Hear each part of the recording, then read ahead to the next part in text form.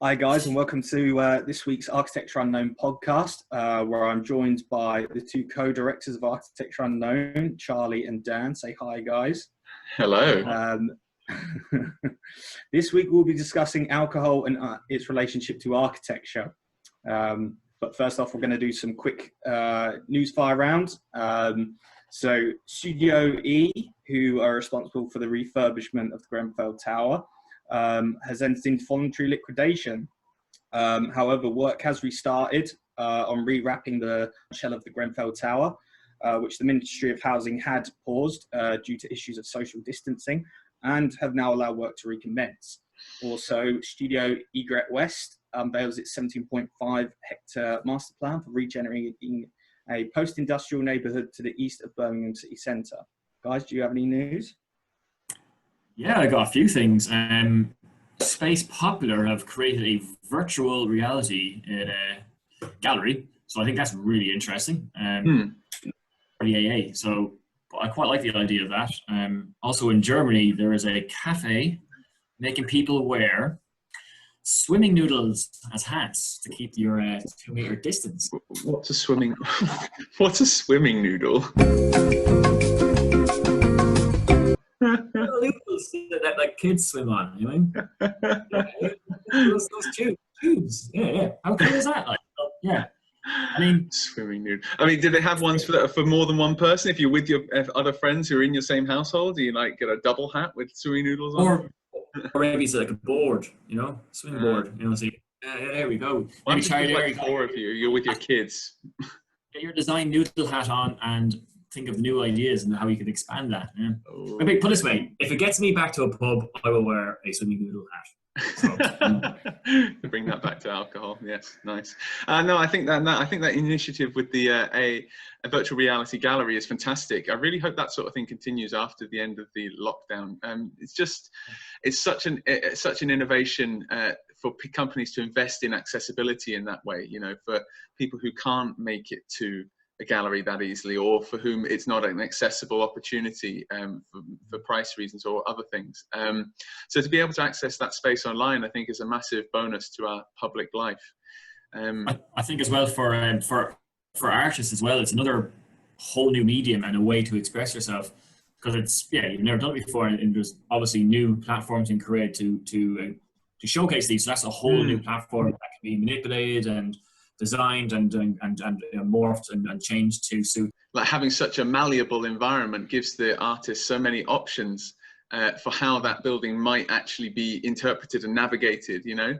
Such an interesting concept. A whole new canvas, yeah. So that's great. Yeah. Fantastic. Speaking of opportunities for people to take control of space in Manchester, we've seen small amounts of road closures for the lockdown purposes to pedestrianise them, but proposals have been made for bars and restaurants that typically in this area of the country, for obvious reasons, don't have significant outdoor space to be able to occupy the streets outside of their premises so as to effect outdoor socially distanced dining. And get that part of the economy restarted more quickly. Personally, I'm massively in favour of this. I think that, you know, we all make all big noises about how our European dining culture doesn't work because it rains all the time. But noodle hats as well. We can use noodle hats. You know? At least I know what I'm getting for your birthday, mate. It's England, so we maybe need, you know, umbrella noodle hats, but, you know, noodle hats all the way, or 2-meter white umbrellas. You know? We've already been implementing some of these strategies in Manchester, not the noodle hats, but closing down some of the main streets within city centre in Manchester and allowing the bars, restaurants and shops to kind of utilise these spaces for those sort of activities, especially whilst we've got the weather, which we only normally get about 3 weeks of if we're lucky. Yeah, in February, when it's too cold to be outside. But interestingly though, what sort of city would those bars and restaurants, or the people who are going to those bars and restaurants, I should say, be returning to?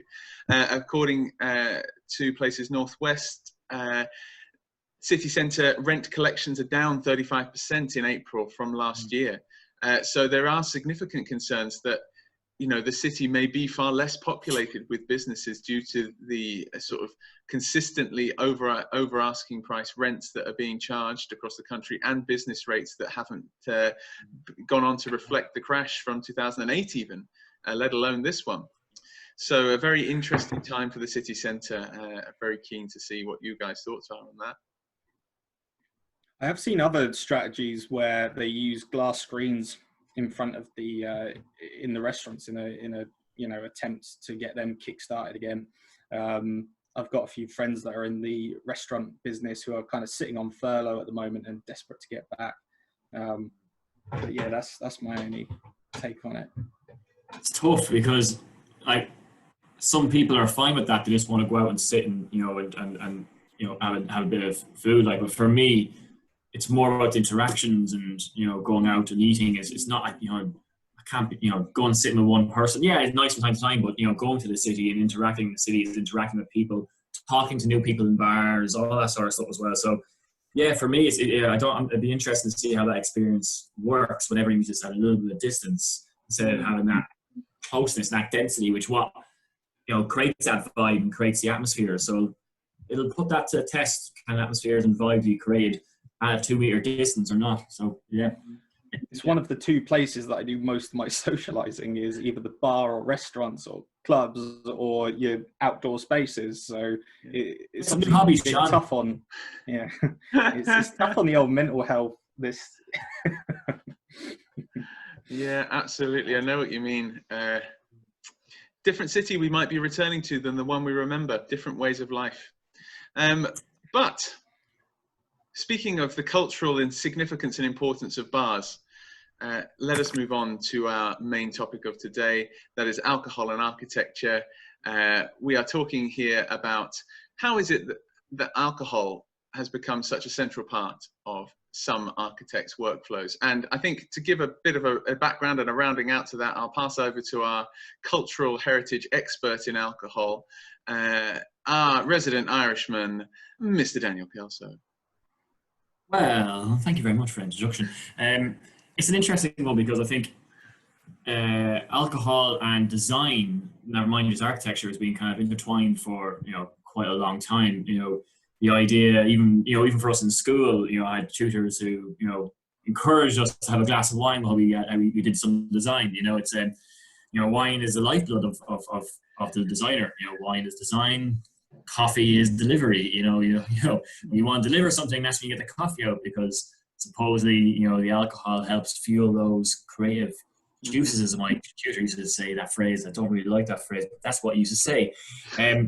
But as they say, behind every great building is a great architect, or is it really just, behind every great building, or beside every great building, there is a great, perfectly mixed cocktail. So I don't know. And we wonder where architects get their love of flowery language to describe buildings, from the sommeliers, from the winos. That's where, I guarantee. Yeah, exactly. You know, some of the famous architects love the good beer and a glass of wine. You know, Alvarado was well known to drink like a fish, and, you know, boozy sessions in the office after work, which is a shame, you know, I can't work there, but you know, then again, you know, there's been instances of famous architects, you know, dying penniless alcoholics as well, because, and, you know, it's not just in architecture, but in, you know, that creative kind of, you know, creative minds, you know, it feels like, you know, alcohol and, you know, and is intertwined with, you know, with the, be it, you know, musicians, designers, you know, poets. Alcohol is just very infused in that kind of design, creative kind of world, as you almost need to have the alcohol to get that creativity. Yeah, so, but it can be a downfall, and there's a borderline there where it tips. Sean, what do you think? Do you think, like, I think you were saying before that, you know, is there really a connection between alcohol and creativity, or is it just something that we love to expose and kind of pretend that there is and go, I got the glass of wine.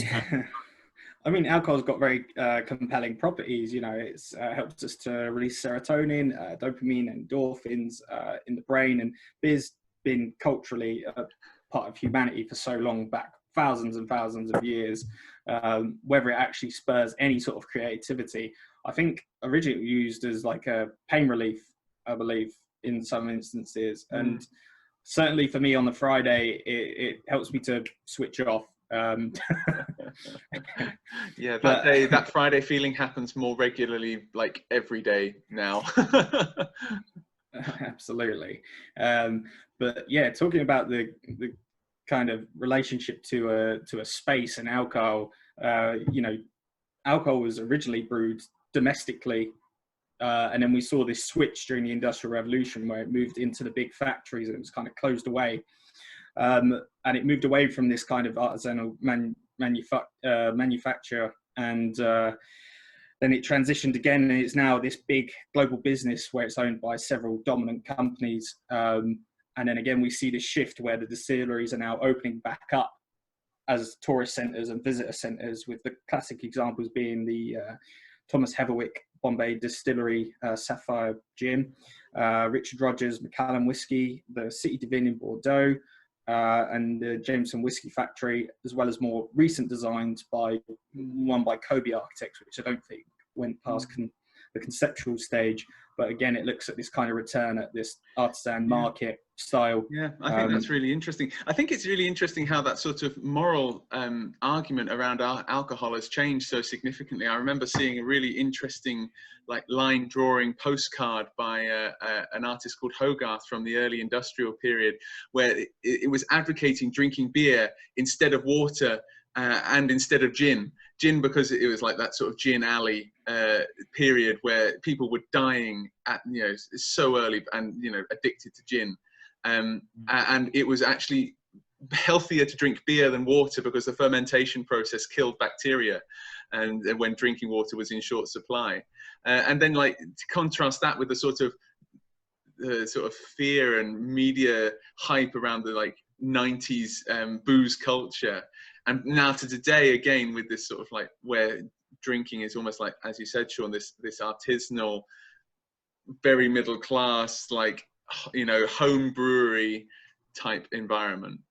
I think you're saying, I think that infusion again is happening again with creatives and alcohol, creating really interesting spaces, interesting experiences. The architects are getting back involved again, helping to create these wonderful, like some of the examples you said there, Sean, architectural pieces, architectural inspiration, architectural experiences. The most famous, I think the biggest attraction in the whole of Europe is the Guinness factory in Dublin, for numbers of people going through it. Yeah. And that's a fusion between architecture and booze, really, isn't it? And then it's not been there a few times, Dan.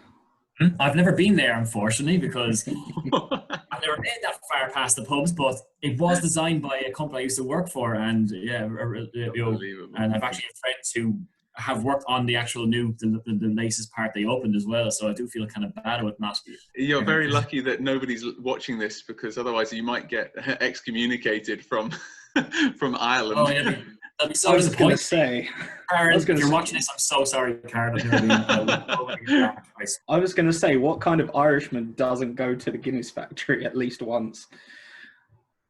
I know, I need to go, but it's a wonderful attraction experience. It's obviously a fusion between creatives, designers, architects, visionaries as well. So it's just a whole wonderful team there. But like you said, yeah, it's almost like we've come full circle again, haven't we? And now, alcohol is no longer as taboo. Not was ever taboo, but as you were saying, Charlie, there was a time when we were starting to get this really kind of love-hate relationship with it. I think it's morphed a little bit, which is good to see, because, maybe we were consuming too much at one point. Maybe we still are, but it's done in a lot more creative way. At least we have some control over it now. Well, speaking of control, I think that's a real connection. If I may make a metaphorical connection between architecture and alcohol, please bear with me. Okay. I think that this idea of alcoholic slight inebriation, that what I call that stage 2 drunkenness, where you're feeling 10% cleverer than you really are, where everything you're saying comes out perfectly, you're making complete sense to everyone, you're solving every problem left, right and center, you know, you've got that certainty, that alcoholic certainty in you that you're absolutely right. I think that unfortunately, in some instances, that type of attitude strays over and becomes the dominant personality almost for a lot of architects. I think that often we're taught and expected to solve all these incredible problems and have the impetus and the ability to change the world.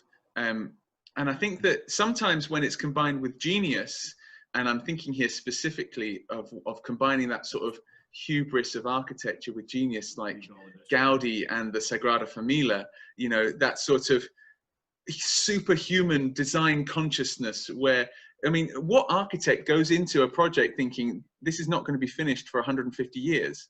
You know, it's not, you know, back in the Middle Ages, but that was for a different purpose. This was a very sort of driven, you know, architecturally driven scheme.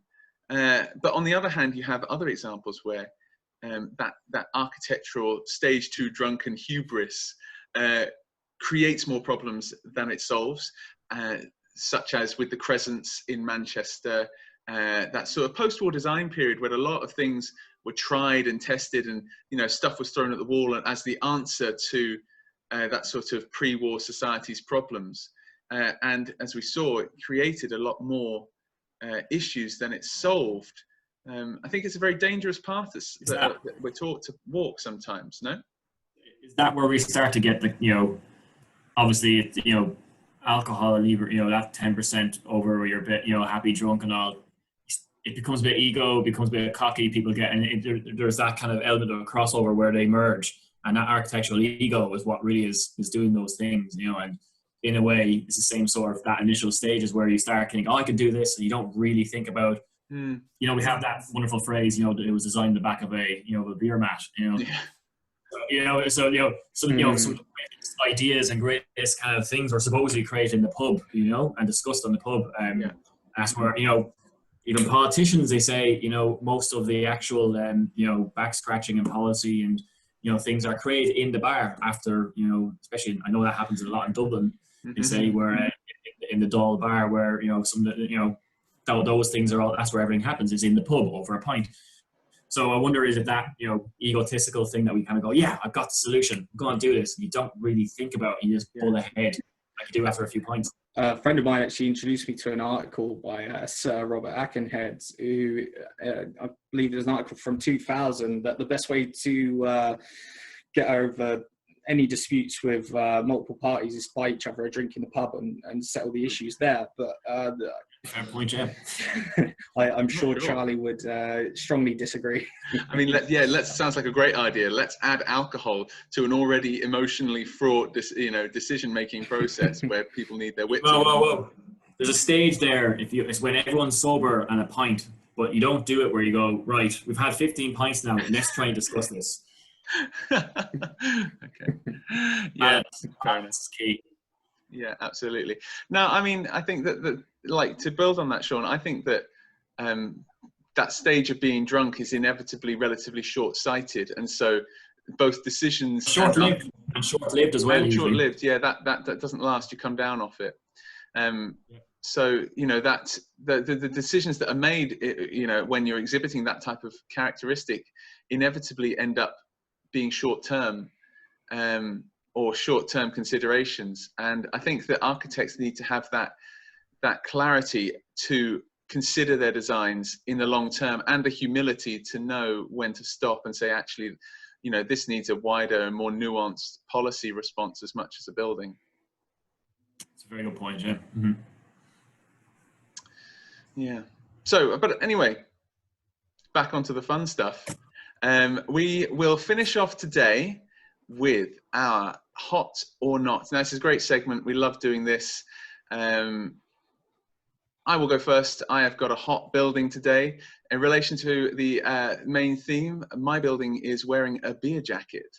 It's a 1950s out of place house, detached house in Cambrian, London. It's been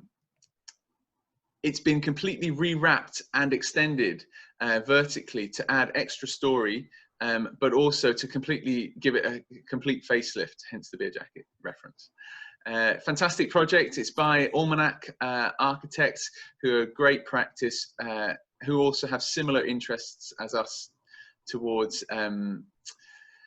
community-led design and getting people involved in architecture. But this is just a fantastic project. I love the grey brick.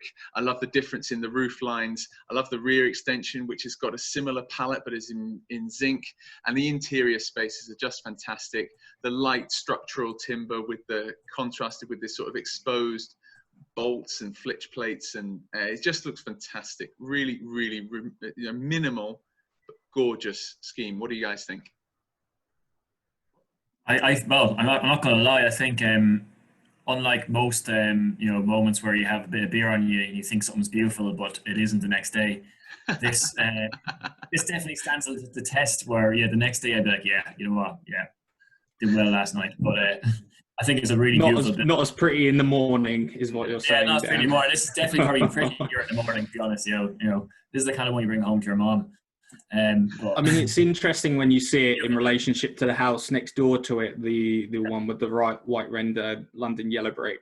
It's clearly made relationships with the form of it in a modern interpretation. I think it's a little bit simplistic. Maybe could have got some kind of white render in there as well to really fit it into the context. Other than that, the interiors of it look very modern, very contemporary, and I like it. Not too sure on the outside of the facade, but the grey brick, as you say, Charlie, is very nice. Yeah, I really love it. I must admit, looking at some of the pictures here, I wonder how they've got any insulation in. So they must have used a very expensive insulation too.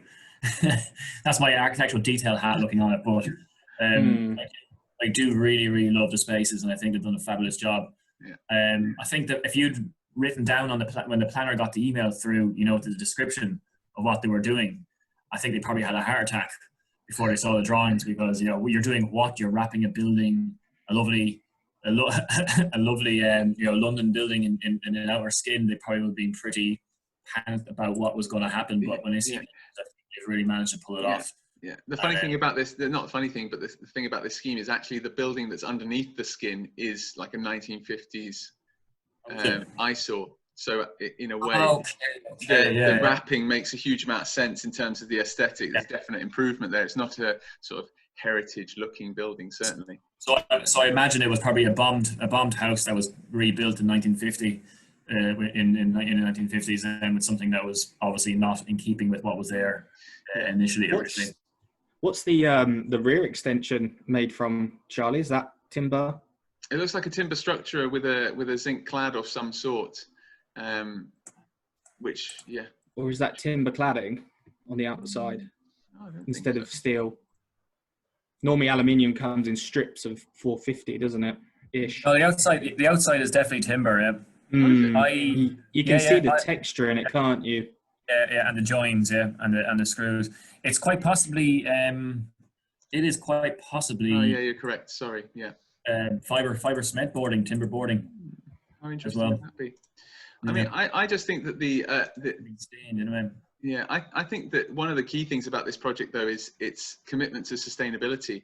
Obviously, one of the things that we always need to remember is that knocking down a building and then building something new in its place is ultimately just adding carbon to the environment. So the fact that this building has been completely wrapped and redone, rather than knocking it down and building something new, but still getting such a high quality of finish, I think is a really, really key part of the design process, and definitely something to emulate. Yeah, absolutely.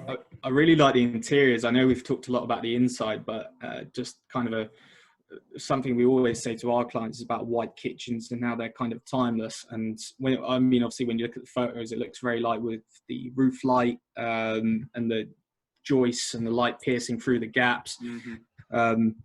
Still looks very modern and will look modern, in 10 years time. And the form of it's also really interesting.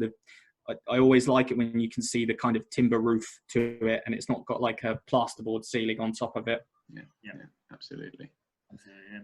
So I must admit, this leads on nicely to our not so hot building, which is the see, what's it again? Oh yeah, it is McFarland Road in London again, where somebody has decided to, I don't know the best way to describe it, but the image here you'll see on the screen, you can see how the two buildings almost look the same, and you think maybe this person has reclad in the same way, but no, unfortunately the builder must have been having a few pints and decided to knock the whole extension down and rebuild it from scratch, not to get the extension on top. Not quite sure why they felt they needed to do that, but maybe it was a structural issue with the walls couldn't sustain, the foundations couldn't sustain a third floor, but a second floor. But as Charlie said, here's an example of the opposite, where somebody has, knocked down something to rebuild it, when maybe actually just recladding it may have been, the more economical, and maybe not economical, but the more sustainable approach. Especially considering the vast differences, one between the planning drawings and the actual as-built drawings, and also the complete lack of contextual approach in terms of, a lot of people who aren't architects might look at those two buildings, the hot and the not, and say, well, neither of them look like the other one. But, adding high quality materials to a high quality environment and giving it a form that is both proportionate to the rest of the of the rest of the surrounding buildings, but also of a similar sort of shape. It's very different to using a cheap brick because you couldn't be bothered to pay for the more expensive, buff brick, and adding something completely acontextual in terms of its shape. There's obviously there's quite a few underlying issues here with this one, as Charlie's kind of addressed. That firstly, the drawings that were supposed to be rebuilt and was planning gave approval for haven't been followed. The windows are now smaller than what was originally proposed and was on the original building. There is none of the detail that was meant to be there. There's a wall now instead of a nice, steel fence, or what do you call it, cast iron fence. So when you actually start to kind of get into the fine details, you can see where this falls down. And the brick, from my understanding, is actually just brick slips. So they could have easily went and got what they were supposed to do, but it was fundamentally down to cost. And maybe if they just worked with what was existing, they wouldn't have had that same issue, and they could have just put a third story on. They're probably going to run into cost and time issues now, because I'm assuming they've gone for a retrospective planning application. Yes, which is going to cost them for the contractor to remain on site, the planning costs, and just the time. And the project. So it's going to be a really interesting battle. It's going to be a really interesting battle for the planning department now. What do they do? Because this is a precedent that sets for other people. You can't let someone away with it, but at the same time, now you got the sustainability, the cost, all that goes with it as well. And will the builder now actually have money to rebuild it, or will what will happen? It'll just be left derelict and become an eyesore more than what it already is. So there is those challenges ahead for planning. Also, they have to be very careful to pick their battles. Because they're not as well funded as they should be, despite what we might think based on the fees. But there is a significant cost element on the planning side of whether to pursue it and how far, because they have to be certain of success. Otherwise, that's just money down the drain. All you can say is that the builder must have been drunk before he started doing that project. Because clearly he had the hubris to believe he could get away with this, and he must have been just like, hammered, have a few points. Yeah, we'll do it, be grand. Don't worry about it. We'll get you planning. We'll get retrospective planning for it. It'll save us some money. Happy days, So yeah. Developers go bust making decisions like that, though. Especially when planners can be so picky about things like window designs. Was it a listed building? Sorry, I didn't catch that bit. No, I don't think so. But they gave planning for demolition and rebuild. So there must have been a reason for that to be demolished, if you get me. So there must have been structural issues that had to, they allowed the demolition, but it was supposed to be rebuilt to look basically the same as what was existing with the extra bit on top. But they've gone higher, and they've gone for different brick and smaller windows, and got rid of the detail and built a wall around it instead of lovely cast iron railings. Well, any tips, guys, for this one then? Don't do it. Follow the planning drawings, maybe. Yeah. absolutely. I mean, there's right. nothing wrong with making changes to a previous planning approval, but I mean, keep in touch with your planners and let them know, because you need to maintain that rapport and good relationship with the planners. It's like Charlie said, if you've got to pick your battles, so even if they did win this one, they've created a bad, sour relationship with the planners for the next project that they do in a similar area. So, right. If you guys have got any thoughts about anything that we've talked about today, or if you guys want to weigh in, if we've got any guilty Irish men and women who haven't visited the Guinness factory and want to I just want to say, this is not like a pint of Baileys, it is a nice coffee, guys. So I'm being smart and you know, healthy-ish today. Yeah, we believe you. Yeah, looks like a milkshake then.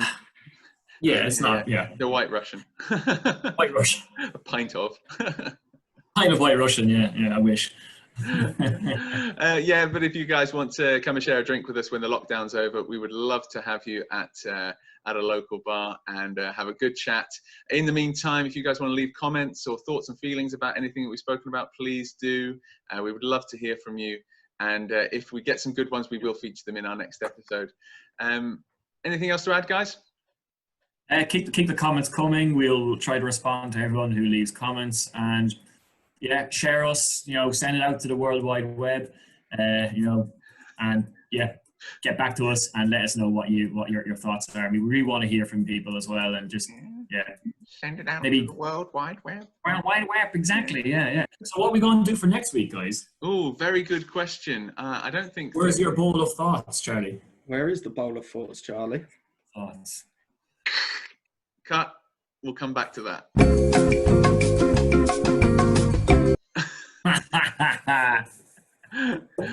I forgot again.